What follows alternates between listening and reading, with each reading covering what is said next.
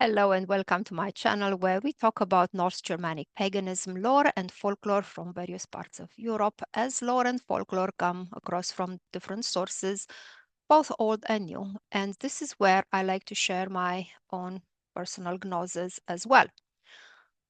Today we'll talk about rune and runes. Did you know that the word rune has multiple meanings? A rune can be understood as a letter, a character in a runic script. But the word rune may also refer to a verse, a charm, or piece of knowledge that is kept secret and made available only to selected few. The word rune is cognate with the Irish word runai, which means secretary. And the root word for secretary is actually secret. So when we read about runes being mentioned in various texts, it's not always clear whether the word rune in that context refers to a symbol, runic symbol, or describes something else more elaborate.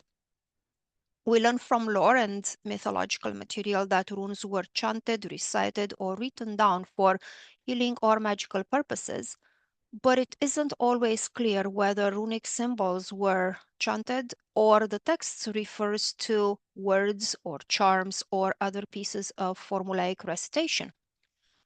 We can only study runes, engage with them hands-on, read carefully the texts. Reading those texts maybe in more than just one rendition. And depending on the context, we can try to guess what the case may be. Is it just a letter, a verse, a charm, or something else? There is a noteworthy episode in Egil's saga in which the protagonist helps a young woman recover her health. In the house where Egil is a guest, a young woman lies sick. The cause for her ailment remains a mystery until a whalebone with runes carved on it is found hidden in her bedding. It turns out that a young man desirous to help but lacking the proper knowledge had carved that inscription. Consequently, the woman's health got even worse. Egil, the saga protagonist, has mastery of runes as magical symbols, and he is also a master in the art of poetry. As I just mentioned, runes could be taken to mean magical symbols, while verses and pieces of poetry may be another way to define runes. Egil scrapes off the old inscriptions and then carves the proper lines, healing runes, on the whalebone. The young woman feels immediately better. And Egil makes the remark that incompetent people will do best not engaging with runes for healing purposes. By reading the sagas, we learn through examples such as this one that knowledge of runes is a very complex thing.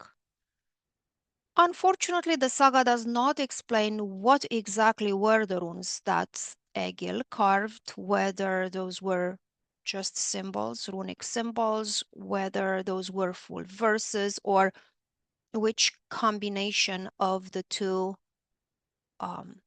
he actually applied. That is left a mystery.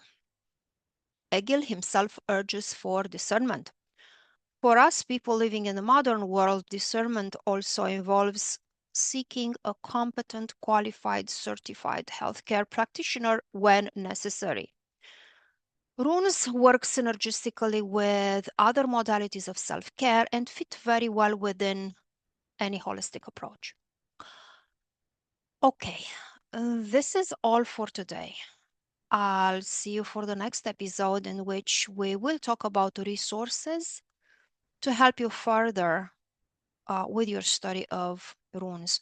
Thanks for listening, and if you enjoy the content, please like and subscribe.